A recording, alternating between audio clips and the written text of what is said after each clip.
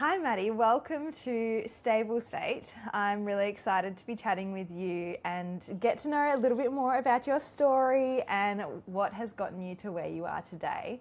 So, welcome. Thank you so much for having me. I'm so excited. Thanks for coordinating time zones with me because it's the next day for you. It's 6 p.m. on Wednesday for me. And what time is it where you are in Australia? Like 8 It a.m.? is 8 a.m., yeah, bright and early. So, I'm starting my day off like straight away, which is actually really, really nice. Yep, and I'm just ending mine. So, yep, this is perfect. I'm really excited for today's conversation. Us both being tech founders, equestrians, and just trying to figure out somewhat solopreneurship. So, Yes. I'm very excited for what's in store.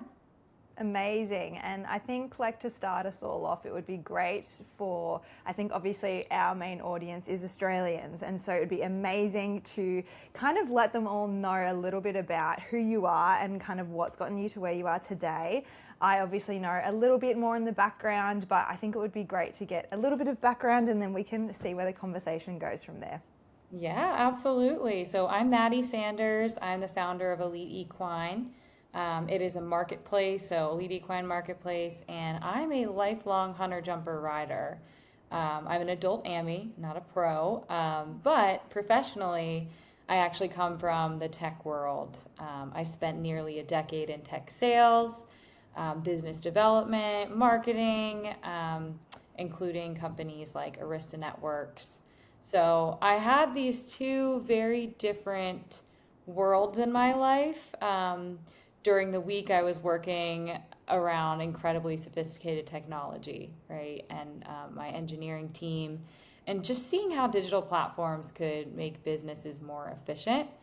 And then I would go to the barn or a horse show and watch our industry still connect so much business through Facebook groups, through text chains, through word of mouth, and scattered sites and classifieds. So I kept thinking there has to be a better way to do this. And eventually I just stopped thinking about it and I started mapping out all the frustrations I had, especially as a buyer and seller myself. Yeah. And I was able to talk to trainers and other people in the industry, and that ultimately became Elite Equine Marketplace. So I left the corporate world in 2024, late 2024, to pursue this full time. And today we're building a platform designed to make it easier for equestrians to find what they're looking for on the buyer side, and then for sellers and businesses to reach these people already looking for them, leveraging modern technology and taking today's top tech platforms' best features, right? Yeah. Um, Matchmaking features, especially, text alerts and save searches, and adding them to the equestrian community. Which I feel like is kind of a new thing, you know. I think that we've both come to the party in terms of tech with horses, and it's you realize like, wow, this industry is actually so much more behind than the rest of the world. Yeah, I think I'm sure you've really felt the same way too, with Equicare. It's I'm sure that you were in a similar spot. Correct me if I'm wrong, but you had this vision and you wanted to do it, but um, you know, you could have it just you have to just take the leap of faith, right? You've got to just 100%, trust yeah. yourself, and if you have that idea, just go for it. I 100% agree. And I think, especially coming from it, you know, from the tech side with you, I think you've obviously come in trying to like almost merge your two worlds together in a way, which is really, really special. And do you think that in a way it kind of it helped you? Maybe like not even maybe I wouldn't call it an advantage, but do you think it helped you a lot? Like obviously with your background coming into this, and then with your passion for horses to create what you have today. Yeah, absolutely. Yeah, I mean, I definitely didn't start out as the person building the technology myself. I initially worked with developers, and Mm. honestly, that became one of the biggest challenges of the entire Yeah. business. Oh yeah. Um, time zone differences, language barriers, and you know how all of that goes. But yeah, I would say that my background in sales, right? I have always been just open to talking to a lot of different people around the world, like yourself. I Yeah. reached out to you. Sales definitely taught me to stay out of my comfort zone constantly, Mm. continue learning, continue growing. I worked for a couple startups too, so I was helping with their marketing, I was helping with their social media. I got to really learn pretty fast in the startup world, so it did give me a good baseline. And then, yeah, combining my passion, right, Mm. with my experience, that was very helpful. When you're super passionate about something, um, you just really take a different approach, I would Yeah, say. you definitely do. So I agree. yeah, I definitely um, I I work 24/7. That's something that I was surprised at when I started to quitting my corporate job. I was like, oh, I'm gonna have so much more free time on my hands. You're like, oh But yeah. now, yeah, it's like I'm so passionate about this. I am a solopreneur. I am doing everything myself Mm. now too. I don't even have a Which is development team crazy. anymore. So, yeah, I started learning coding, and AI has been a huge part of making this possible for me. I'm not gonna Yeah. pretend that I suddenly became a classically trained software engineer. Yeah, AI has been really helpful in giving me the ability to take what I already understand about customers and product and business and Mm. actually execute on the technical side in a way that I never could before. Yeah, So bring that's it a all to life, roundabout way of really. saying that I feel like my past lives have led me exactly where I need to be. Yeah, it's a really, really amazing. And, I mean, we've talked about it previously, but I think I would love to kind of get into that shift, like you were talking about, from you obviously had a development team before. And what made you want to switch to doing it yourself, which obviously, like, you're running a whole business as well as coding the platform. Yeah. You are an inspiration because I physically, like, I could not. Yeah. But I think, yeah, like, talk to me a little bit about how that shift happened.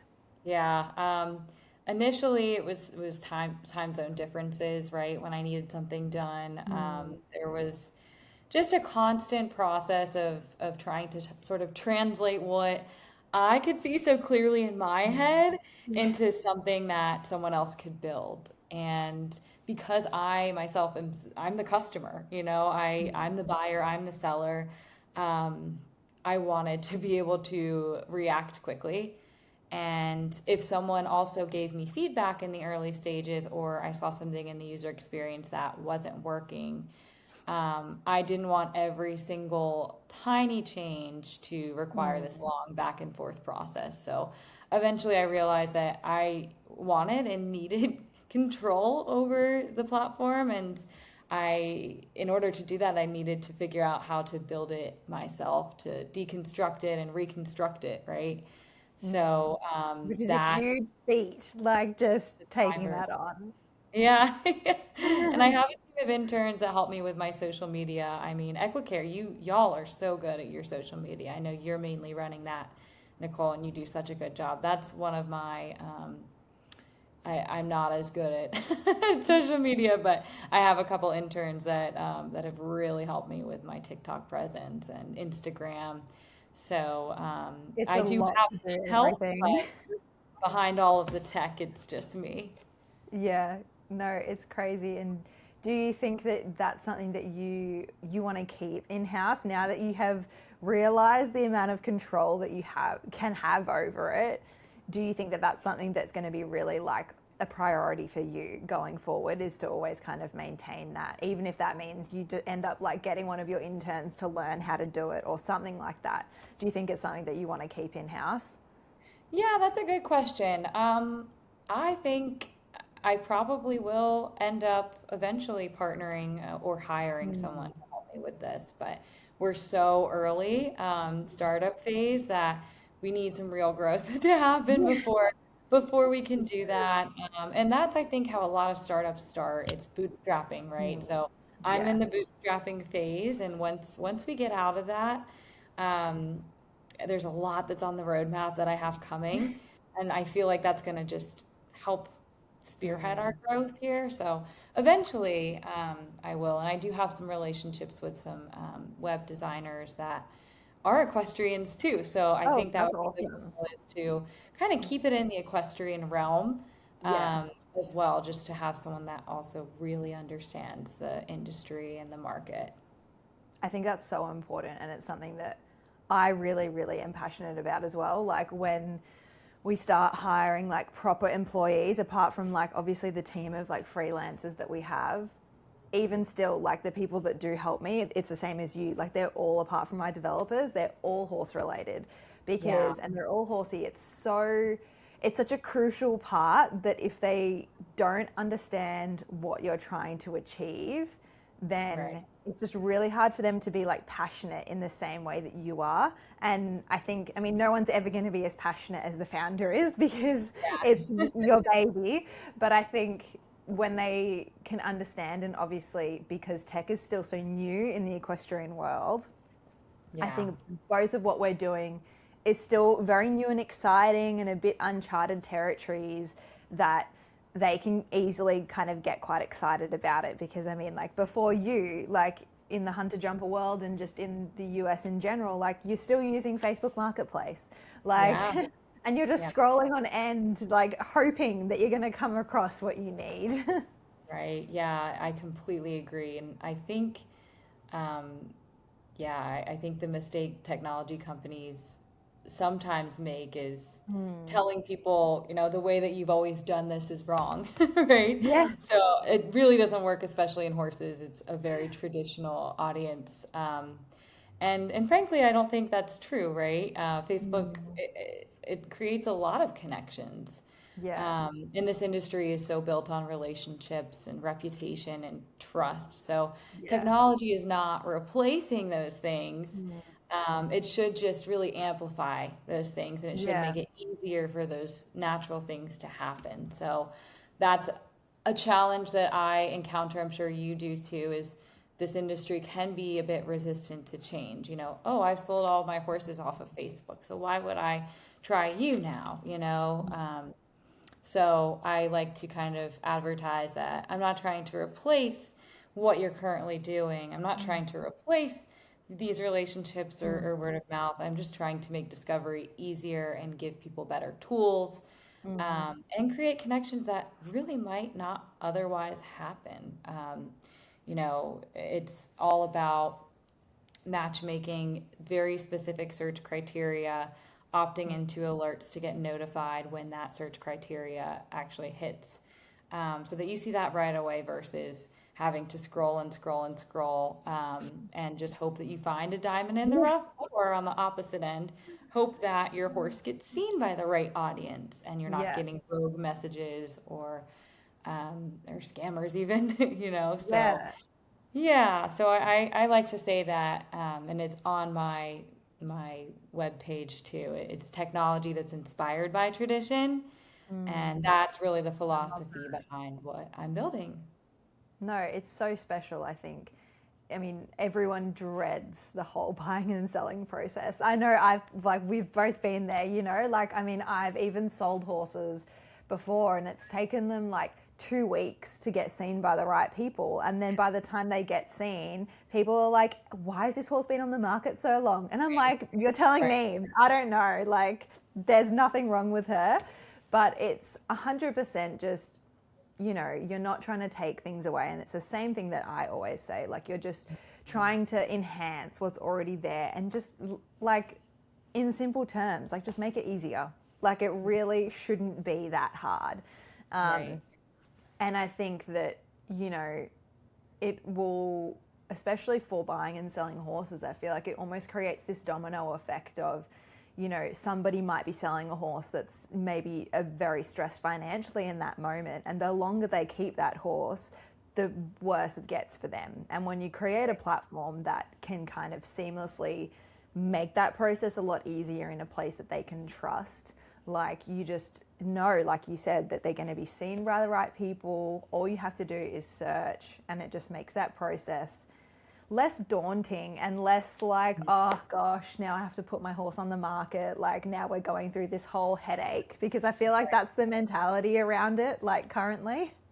Yeah, right. Yeah. And I think it's been really fun to see how many buyers are saving these specific wish lists.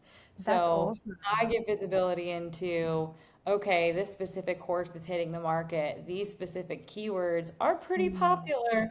There's going to be a lot of people that see this listing right away. And the Yeah, listers themselves love that feedback. And that's why I incorporated engagement metrics for the mm, listers. So that's they can really manage cool. all of their inventory in one place and then see how much traction their listings are getting so that they know, okay, this is getting a lot of inquiries, this horse is pretty popular. And they oftentimes will get them right away because these people that have that type of horse saved in their wish list get those instant alerts.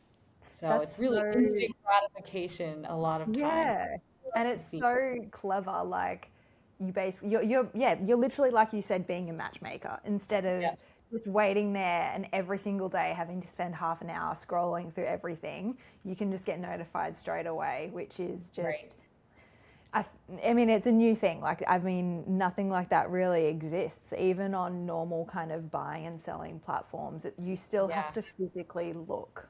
right. And it's like almost copying right now. Like, I'm personally looking for a new rental. And so you save your search and then you just get notified when that happens. And you're just basically creating that for the horse world, which is Yeah, amazing.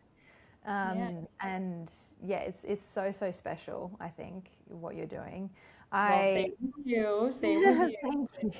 It is really incredible, and I'd love to learn from you too, like how you get new people to trust a new platform, right? From your end too.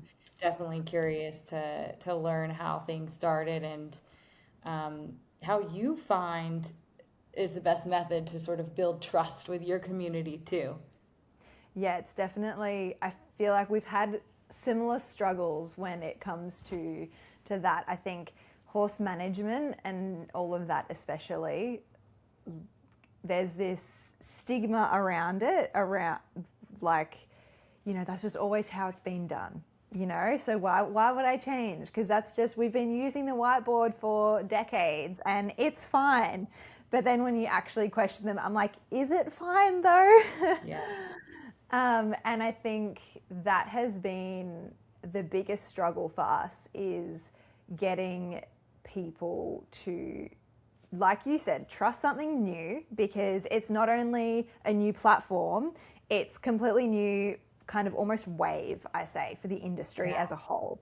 Like, everybody, I feel like, that's developing a tech product in the horse world right now is coming along the same struggles in a way, because Mm. everyone's like, oh, but I don't know. It's like dipping your toes in the water a little bit.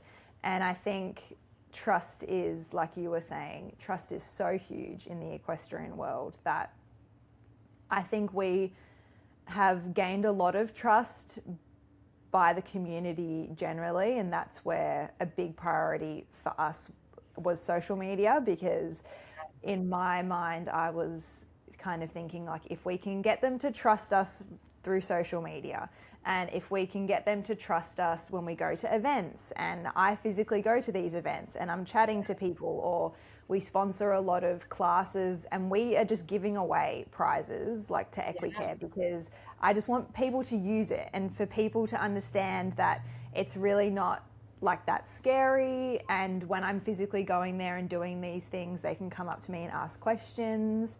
And I think the biggest thing for us is almost education a little bit as well, because people don't really understand how the platform in the back end works. And a lot of people at the start thought that, oh, but all the information's going to be held on my phone. What happens if I lose my phone? And I'm like, no, it's actually, we've built our own server, so it's all in the cloud. It And is funny trying to describe to some people what the cloud is. Yeah. I work in cloud networking, so I know it very well. But It's yes, I totally get that. And it's almost like you have to build something flexible enough to serve the yeah. industry without making it so complicated that nobody knows how to use it. So it's like keeping things simple, of course, but Yeah. balance between powerful tools that, Yes. these other tech companies are using, and then simple, dumb it Mm. down enough that our people will really fully understand it too. I completely agree. And, people, there's a stigma as well, I think, a little bit sometimes behind, oh, but if it's held in the cloud, what if something happens? And I'm like, well, Amazon actually runs the cloud. So if there's something that goes wrong with Amazon, then I feel like we've got bigger problems, Yeah, yeah, like exactly. that kind of thing. And obviously there's a backup, but Yeah, you they're one of the biggest, they're the biggest server system in the world. So yeah, if Amazon shuts down, it's not just going to be Equicare that shuts down. Pretty much right. like half the world is going to shut down. Yeah, yeah, yes, exactly. Yeah. Yeah, But I think, yeah, it's when you actually tell people that, and that's something that I made very, very important to us, is that, regardless from where you are, you can just log in and then you yeah, have all that information.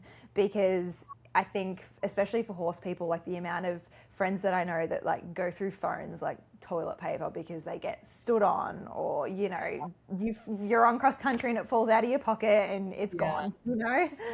All those kinds of things. I think that makes it slightly easier, like you yeah, said. If you make the platform very easy to be accessible, then it's encouraging that kind of trust in, yeah.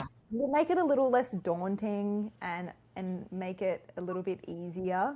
And when they actually start using it, like you, and it's really just getting the first step. Once you've got the first step, it's a lot easier for the rest of the way. It's just that like first initial trust step, I feel like. Exactly.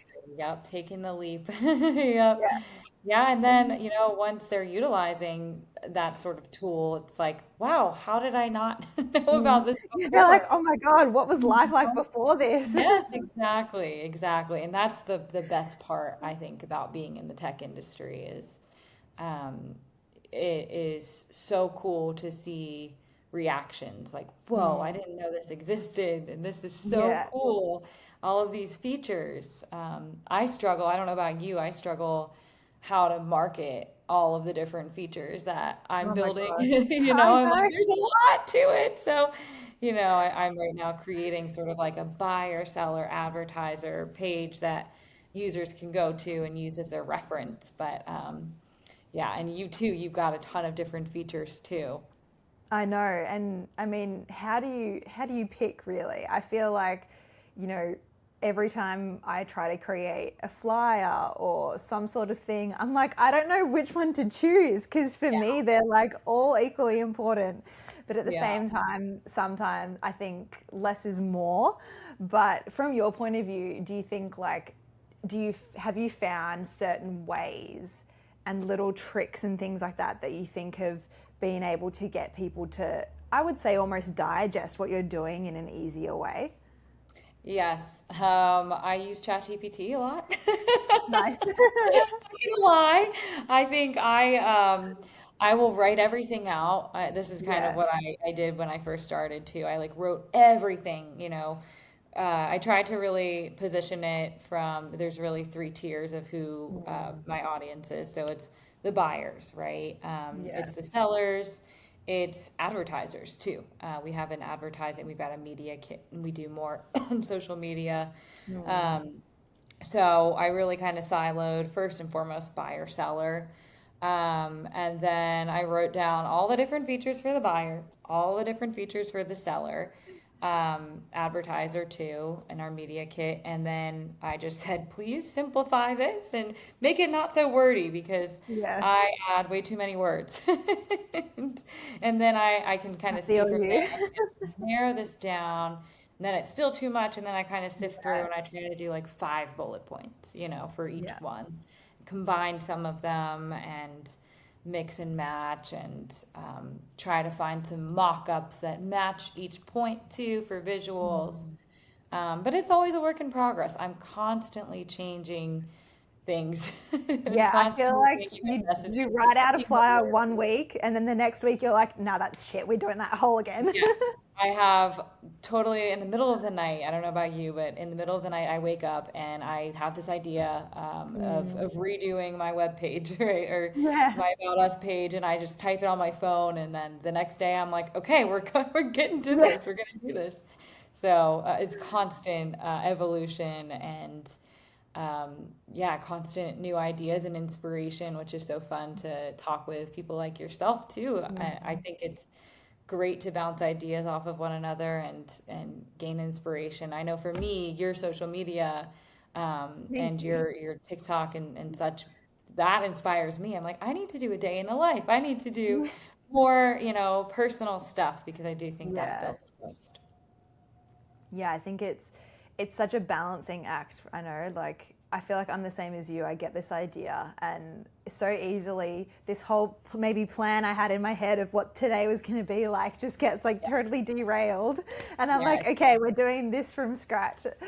But do Yeah. you, especially because you're coding the platform, do you have a specific way that you almost structure your day to make sure that like everything gets done, or how do you kind of structure that almost productivity side of your workday? Yeah, yeah. So right now I'm in a phase where I'm rebuilding. So I'm dedicated to this and I'm doing that most of my day. But Mm. typically I like to space things out where Monday is my client focused day. Mm. I'm going to be contacting my current customers. I have some customers that I offer managed services. So Mm. I run their listings for them, mostly high volume sales barns. So I'll go and make sure that all of their horses are up to date, ping them, if they have any new videos or new information for me, I can update them. I do a lot of outreach on my Mondays too, because I know that Mondays are typically days off for a lot of horse trainers and horse Yeah. people. It's after the show. I know, my trainer always takes Monday off, so it's a good outreach day Mm. in the industry. So I do my outreach on Mondays. I obviously take care of um, whatever development needs that I have as well. Tuesday is typically my partner day. I will Oh, reach out to nice. partners and make connections. I probably reached out to you on a Tuesday. I try to keep it like that. And then Wednesday is I kind of look at my SEO. I look at Mm. Google Analytics. I look at if I've put out any ads, how those are performing. And then I will typically kind of create the next batch of ads if I'm going to do Mm. those, or social media posts too. And then Thursday and Friday are kind of like whatever comes at Fill me, in which is great to days. have my Yeah. calls. Yep, have my calls. Try to kind of book those for Thursdays and Fridays too. Outreach. I'm kind of consistently outreaching, consistently taking care of problems, consistently networking. Mm. Yeah, but that's kind of what I try to focus on is, Monday, Tuesday, Wednesday, just sticking to the plan, staying Yeah. consistent.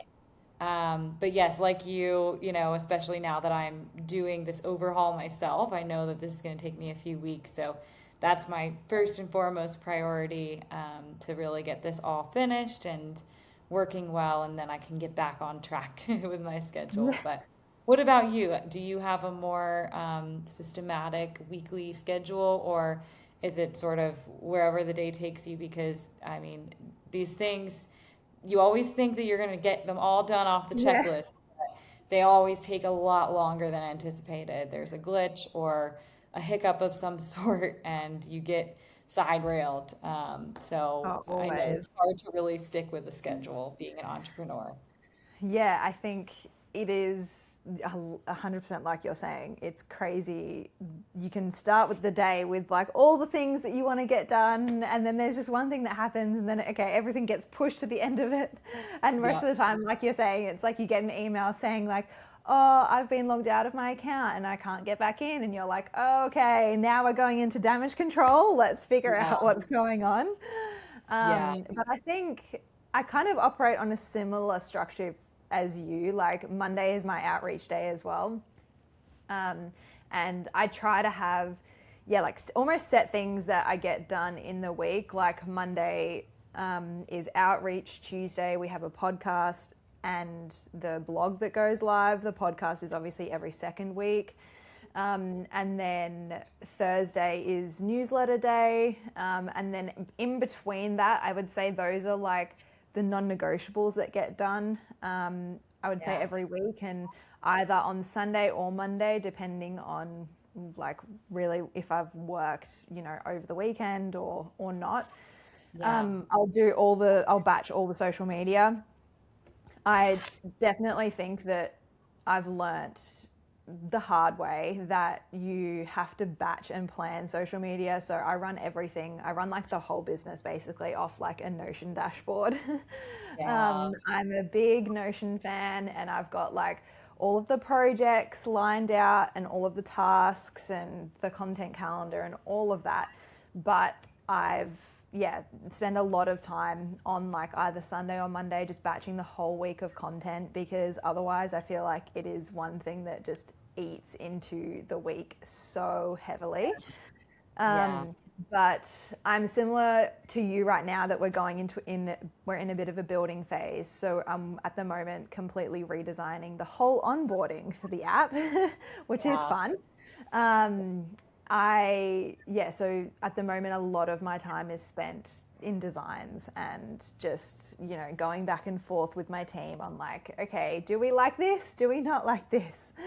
I've got all my team writers and sponsored writers like on speed dial every time. I'm like, okay, what do we think? Do we need to change anything? But I really rely heavily, I think, on my schedule. Obviously, like things happen. And it always happens, like especially there's quite a lot of like stuff that we're planning at the moment. But I really do try to have like those days, and then in my list, I might have my to-do list for the day, but I always highlight like the top 3 things, and they're like my non-negotiables that I have to get done that day. And so for me, it's just like those things have to get done first, and then for me, it's like, okay, if anything else happened and like then the day got derailed, at least I've done those 3 things that just absolutely had to get done today. And I've been using that kind of system for a while, and it's made it so much easier to get stuff done, because otherwise I used to have the list, but you don't really know like what's priority, or you might just do like the easier task first. And the task that actually needed to get done ends up taking like 3 days. Exactly. Yeah. And I feel like when you run your own company too, there really isn't an off switch, when it's your company too. So like my husband after dinner, right, he wants to watch Netflix and I'm sitting next to him. He's like, why are you watching? I'm like, I'm on my laptop. I'm multitasking. I'm multitasking. And, there's never really an off switch at the barn. I'll be on my horse. I'm on a call. Literally. There's almost always some part of my brain that's always constantly working on Elite Equine. Something. So, yeah. And everyone's 100%. Like, that must be exhausting. And sometimes it is, but I genuinely love it. I've invested so much of myself into this because I believe in what it can become. And I wouldn't want to go back to kind of building someone else's vision. I want to do this on my own. I don't know if you feel that way too, where you have your non-negotiables, but because, this is both of our lives. You're an eventer, I'm a hunter jumper. They're so enmeshed, right? So hard to find an off switch.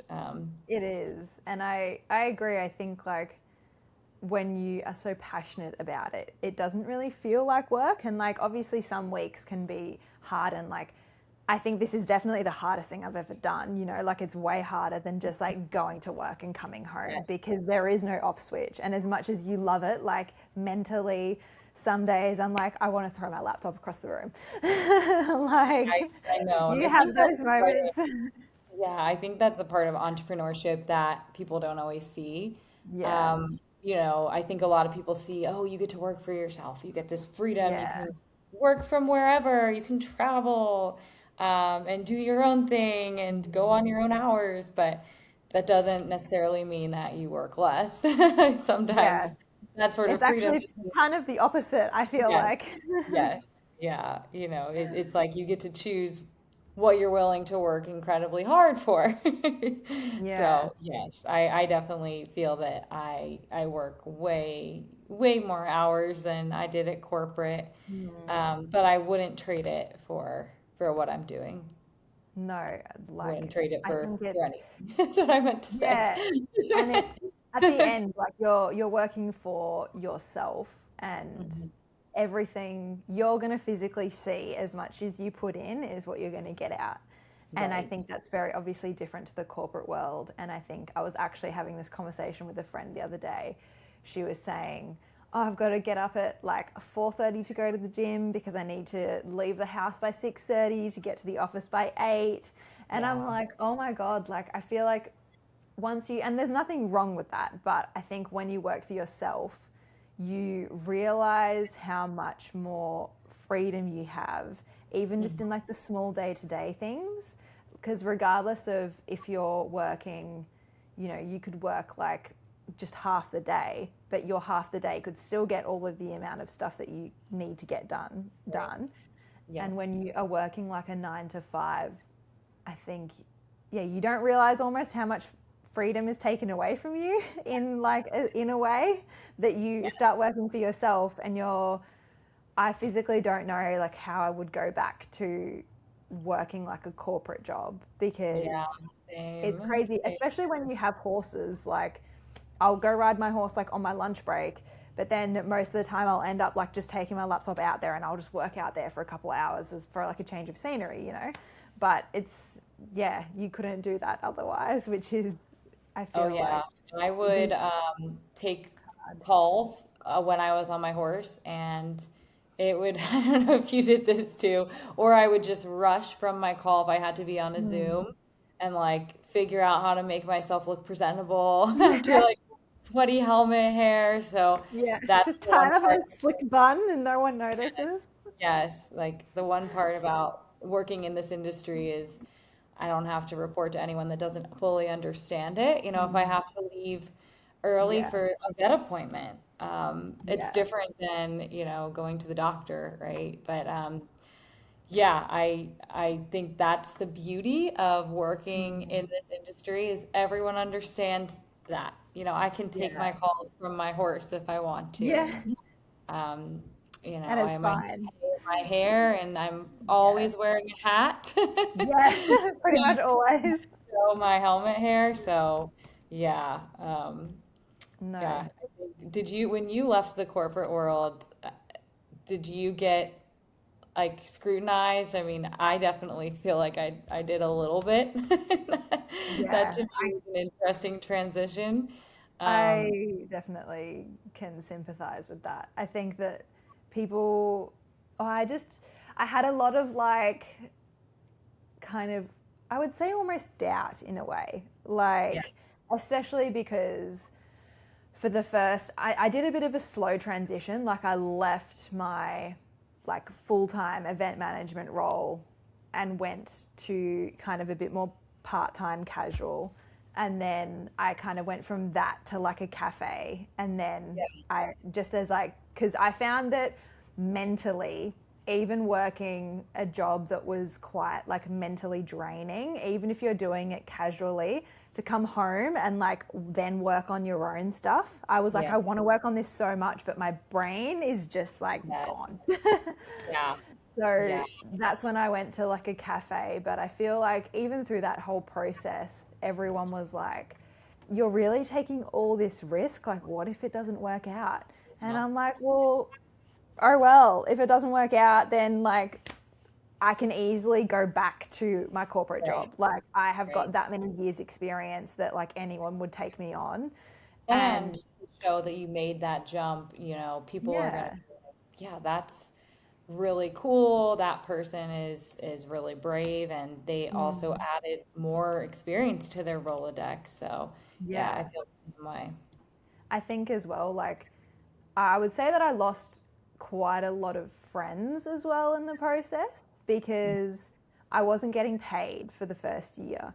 So I Yeah. was just like living off my savings almost for the first year and a half. Like it Yeah. took me, I didn't start getting paid from this like company until maybe like 2 months ago, like properly. Yeah. Yeah. So I think through that whole process, you you do sacrifice a lot. Like Yes. when your friends are like, "Oh, come out for the weekend," or "Oh, let's go away," and I'm like, "Sorry, I can't afford it." And they're like, "What do you mean you can't afford it? You have this company which is meant to be doing really And well." And I'm like, horses, you know, "Well, and yeah, yeah, horses. exactly." And I'm like, "Well, yes, it is doing really well, but it doesn't mean that like all that money is coming into my pocket because I'm actually Right. reinvesting all of it into the business." And And I think, developers and exactly. yeah, and just everything. Like, I think, and you would feel this as well, I think, like people really underestimate how much tech is expensive. Like, it Yeah. is one of the most Storage. expensive Mhm. industries, literally, like ever. Like, it is way more expensive to run a tech company than it is to run, like, e-commerce or something like that Yeah. because developers are expensive. Like, you've got a lot more overheads, I feel like. And yes, it is easier, obviously your product is online, but that comes with a lot of challenges. Like I found it really hard to market it at the start because I was like, it's not a physical product. Like Right. people don't get, it's the five senses, of marketing, like the touch, the feel, the smell. And I'm like, it's an app. Like, Yeah. how do you recreate that sense of feeling? And I think, yeah, a lot of my friends at the start just like didn't understand like why I was doing this. And then Yeah. they just like stop reaching out to you because you're like, oh, they're like, oh, well, you're going to say no anyway. And I'm like, that doesn't mean that we Yeah. can't just like hang Yeah. out and go out for a walk or something. Like, why do we always Yeah. have to spend like $500 like every single time we Right. go To go out? to a really nice restaurant and Yeah. wine. Yeah, I totally feel that. I initially I used to be more blonde. I Mm. stopped dyeing my hair. Yeah. I used to Same. do Rent the Runway. I don't know if they have Rent the Runway in Australia, but I still feel like my husband and I have a lot of weddings that we go to, and I Yeah, like the renting of the used dresses and stuff like that. yes, yeah. So I canceled that subscription. I was like, what overhead can I reduce Yeah. to not be able to still live my life Mm. how I want to live it. And have And yes, horses. that also meant saying no to some trips here and there, Mm. and that's the sacrifice that we make. And I do think a lot of people do struggle with Mm. understanding all of that, the time commitment and the financial sacrifice, especially bootstrapping, Yeah. um, what that really is like. And when we get a glitch or something goes down, it's like we have to be, no matter what we're doing, Everything we drops gotta, regardless of where we are. yeah, exactly. So I know, in corporate, it's like, okay, I took PTO and Mm. I'll just ping my boss and maybe, Yeah. I don't have to leave the party that I'm at. But yeah, you have to, it's mission critical for these sorts of things. Yeah. It is like, especially when there's no one else that can fix up the mess apart from you. Yeah, right. And that's what I think a lot of people, don't realize is that there's literally no one else apart from me. Like, and my developers, while I have obviously my developers, they're not going to do anything like of their own accord. Like, they're Yeah, doing something because I've told them to. So, absolutely.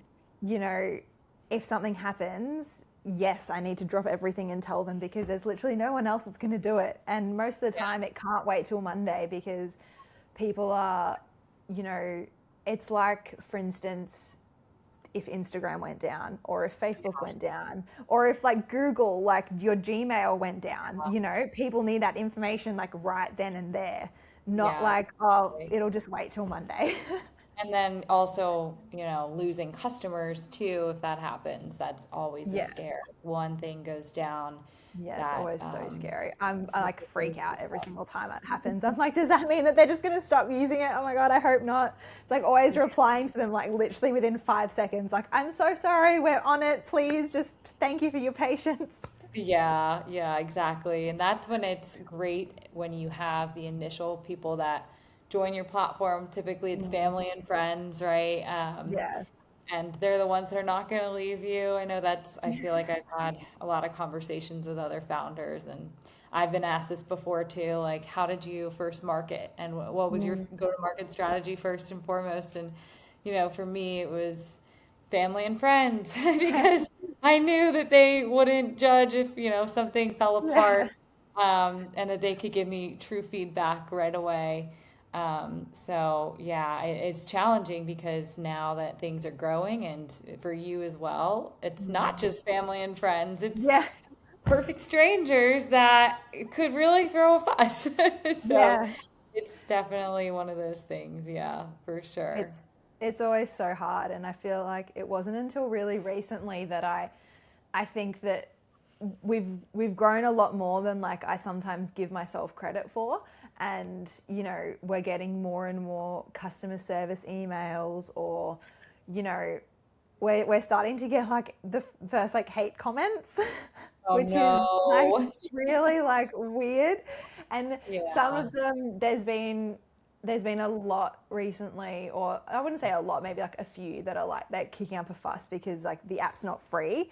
And it's always, I feel like, trying to find the balance of like, telling them we don't have advertising in the app, and the app physically costs money for me. So I Yeah, physically can't make it free. right. And I appreciate the feedback. And so some of them are really great. And some of them have said, I would actually prefer ads. And then if you made like a free tier, even if it was just for one horse. But Yeah.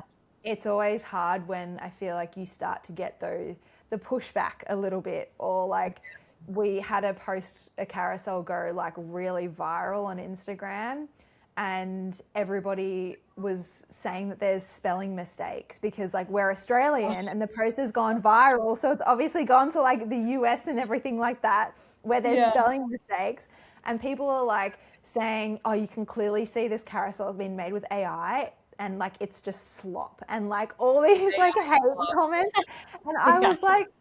I was like, I can show you the Canva design if you want. Yeah. Like, it was really Yeah. not made with AI. And also, Yeah. like, you know, people were like commenting, like replying for us on there, they being like, you can clearly see it's an Australian company. Like, they just spell things differently.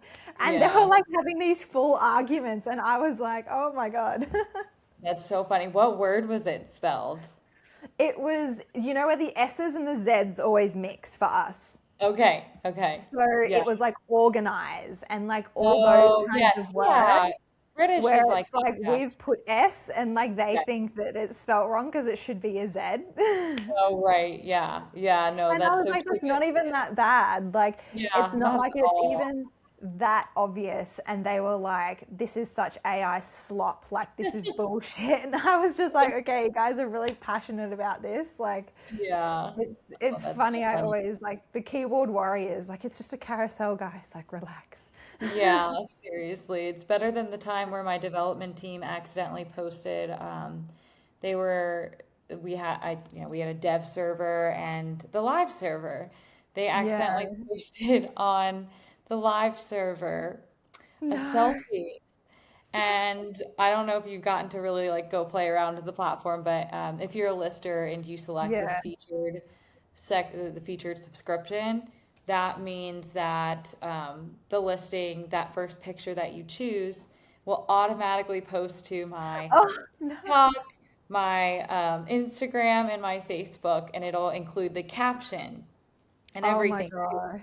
So it posted the selfie, Oh, you're and this is developing. the time difference problem too. Yeah. I woke up at like 6:30, and I always used to check just to make sure nothing happened. And I see a selfie saying that this person is a horse on the real server. So I laugh at this now, but that's another reason why I now do everything by myself. I mean, you have to laugh, otherwise you cry. Yeah, So, I know, exactly. And this was luckily pretty early on, so we didn't even have as many followers, even close to as many yeah. followers as we do. So I don't think that many people saw it, but I did receive some texts. But still, you're just like, oh my I'm God. furious. So I know, people can Uh, get mad if that I've happened. I think it'd be horrible, I've but been there. Like, we had a similar issue once where we were creating our feed section within the app, and the feed section has like obviously all the horses that you have personally in your account. And this was like right at the beginning when we were still in our test phase, and Yeah. only a few people had the live version of the feed. And instead of creating a change, like we were having issues with not all of the horses that you had were coming up in the feed section, and they were meant to be playing around with it on their home, like on obviously on the test server.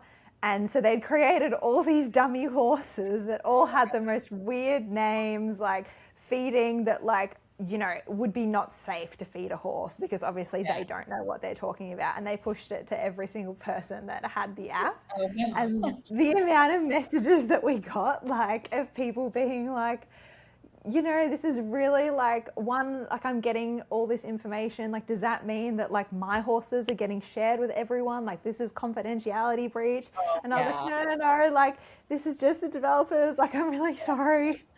But it's Yeah. just Oh, like, yeah. and it was the same. Like, I didn't notice it for like a day because of the time difference. Yep. Yeah. And that's when it really humbles you, one, and two, I always just think that it teaches people that we're humans, you know. Yeah. And humans make mistakes. And Yes. especially in this sort of startup-y phase, it's gonna happen. It's gonna happen here and there. And I think most people are pretty understanding Yeah. in this space and compassionate, but not everyone. I know. What do you think your kind of biggest challenge is that you've had, do you think? Yeah, I would say this is kind of a deep one. I've learned, I'm sure you feel the same way, but I think I've learned so much about myself in this Yeah. entrepreneurial process. It's pretty crazy. And I read all these like woo-woo books and like past life stuff and all that. But anyways, I am a huge perfectionist. So I think that I've learned I can't wait until, and still I work in progress, of course, a recovering perfectionist, I guess.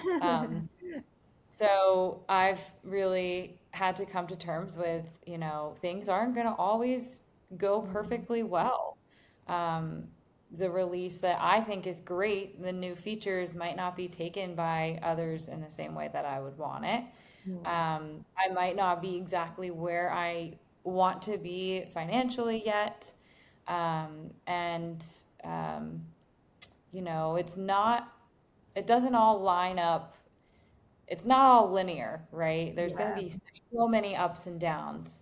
So I think the challenge to me is just personally learning to try to let go of that perfectionism and to make these releases with what I already have. I think I struggled initially releasing anything because I wanted it to be perfect, right? Absolutely perfect. Before releasing, but then I really realized I I shouldn't have waited. And I think it's funny, when I released the first iteration, I thought, in my mind, I'm the buyer, I'm the seller, this is it. Yeah. um, then I got so much feedback, really good feedback, and ideas that other people had given me that I never even considered.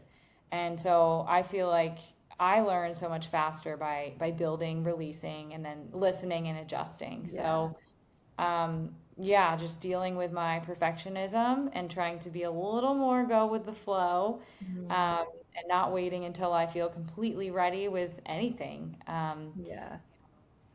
Being a yes person, I think is definitely key. And I still don't have every answer, right? Still I figuring it just, out as we go. yeah, I feel that now versus the beginning, I'm much more comfortable now knowing that, I can figure it out. And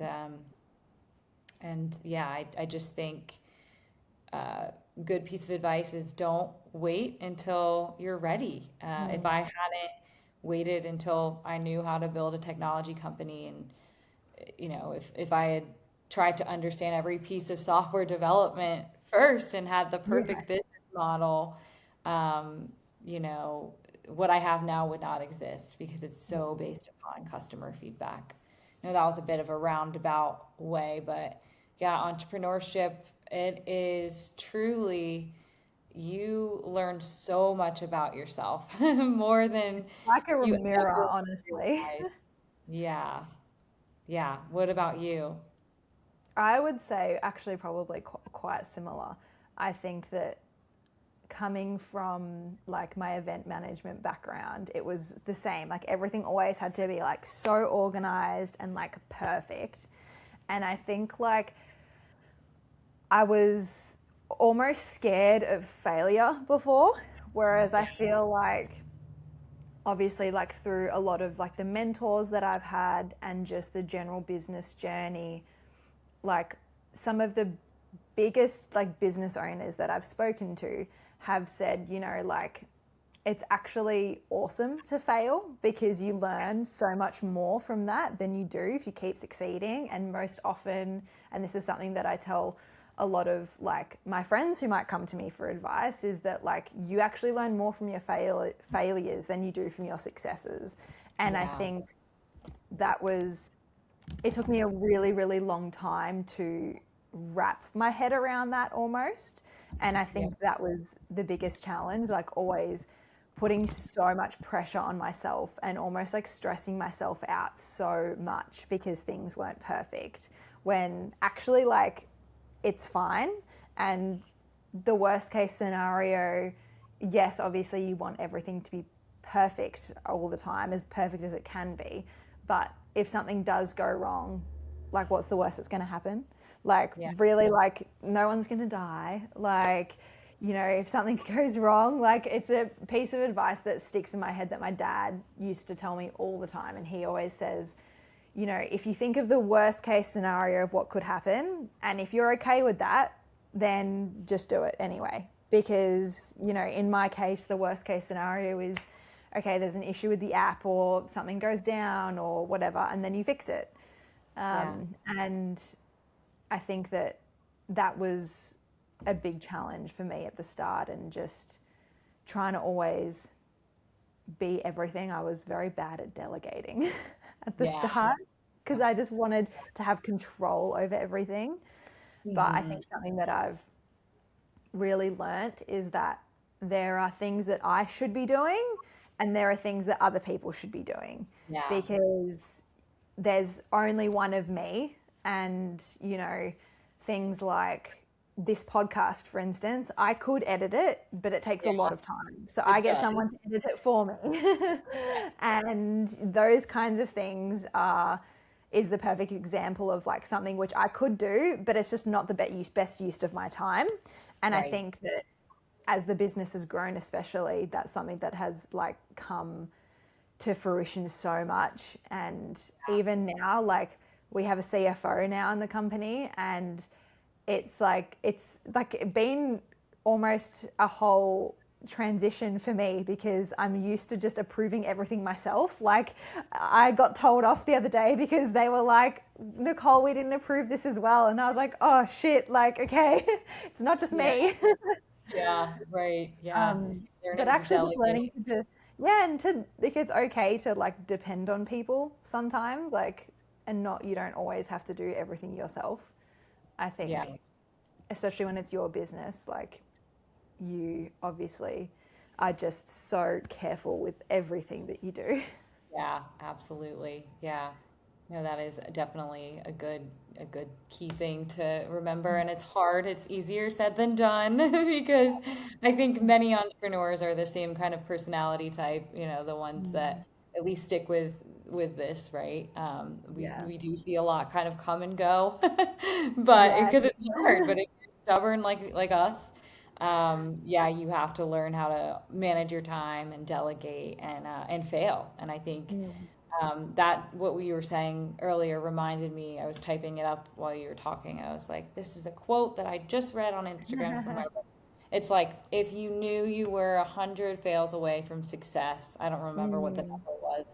Yeah, I think I've heard this. Yeah. Yeah, like how fast would you fail? Yeah. I love that quote. I think that's so relatable to being an It is. entrepreneur. and Yeah. to experience that we've both gone through.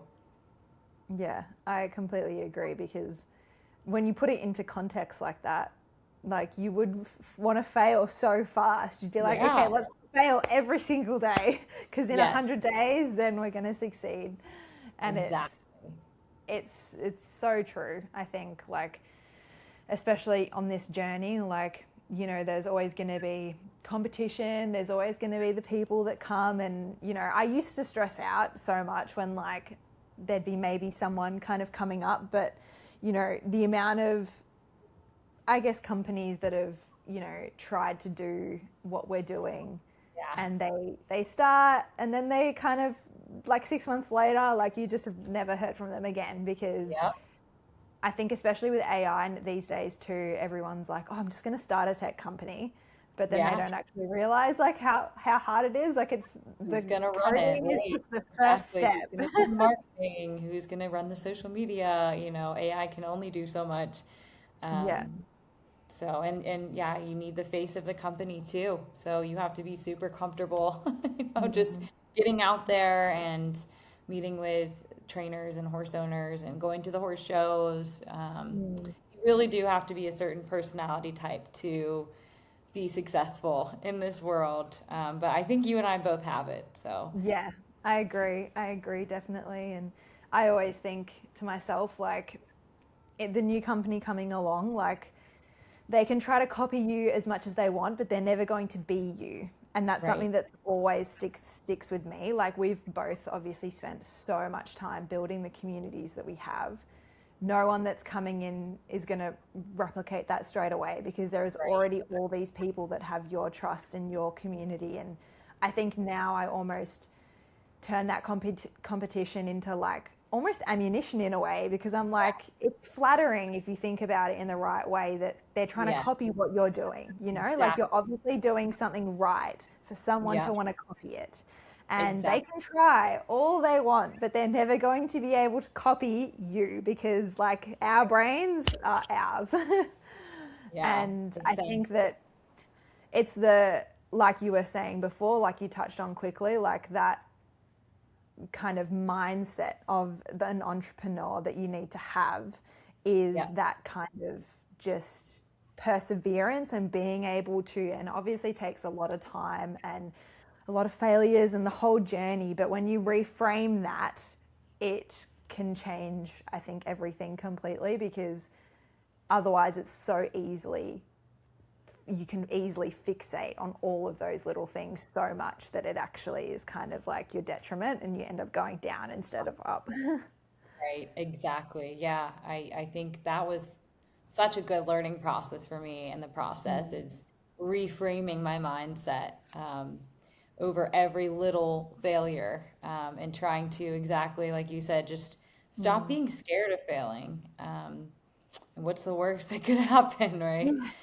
So, I Yeah. definitely, my mindset has shifted since I've started, and I feel like I've grown, spiritually, emotionally. Like, you All of the can't really things.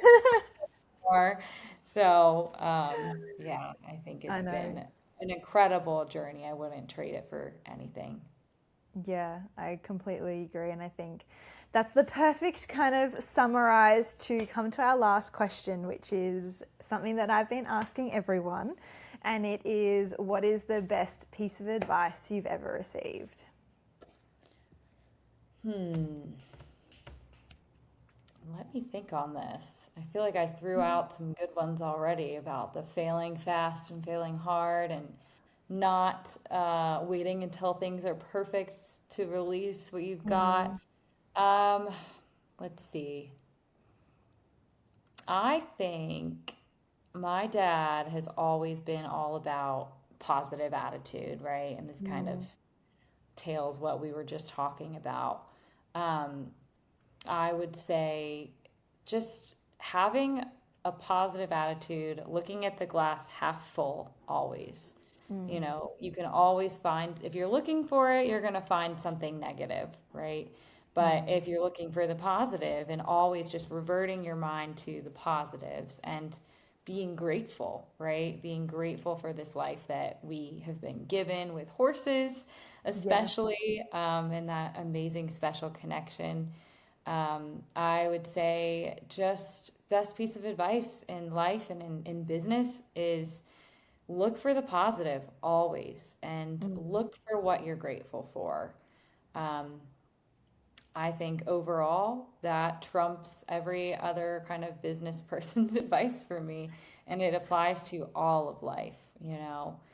Um, you could have a bad ride one day, you can fall off, but you Mm. still have your best friend next to you. You know, I've had one of my horses for 16 years. I'm actually looking at her in my Wow. backyard right now. I don't know if Oh you my can see. God. She is, That is so special. yeah, so, That you is such a know, nice office view. yeah, thanks. But yeah, just look for the positive and be grateful, Mm. no matter what the circumstances are. Mm.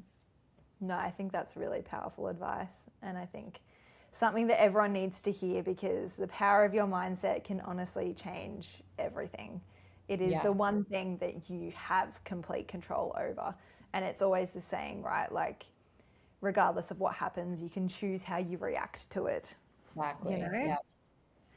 And I think that's amazing. I think that's the perfect place to finish. And so thank you so much, Maddie. This was so fun. I loved chatting with you. And I think that, the audience is going to take away so much from, both of our journeys. And Yeah. hopefully it helps them a little bit on the journey as well while getting to know you a little bit more. Absolutely. Thank you so, so much for having me.